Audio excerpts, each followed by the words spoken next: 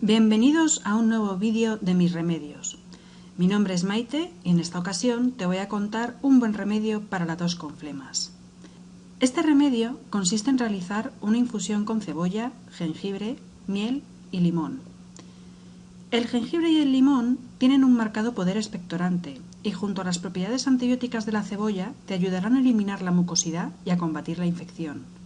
Como a esta infusión le pondremos una cucharadita de miel que le aportará propiedades antisépticas, calmantes y bactericidas, además de un mejor sabor, se convertirá en una buena aliada para combatir la tos con flemas.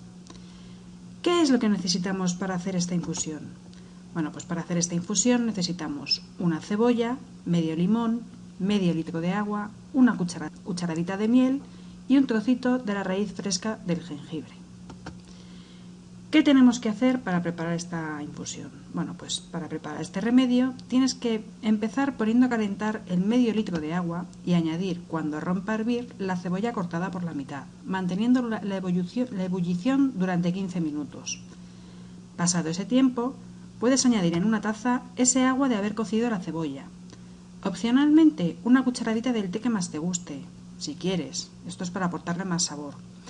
Unas gotas de limón recién exprimido, una cucharada de miel y un trocito de la raíz fresca de jengibre y dejarlo reposar tapado unos 10 minutos.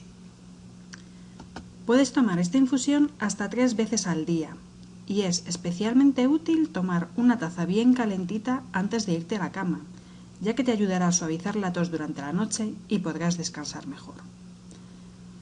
Bueno, y esto es todo por hoy. Nos vemos en el siguiente vídeo. ¡Hasta pronto!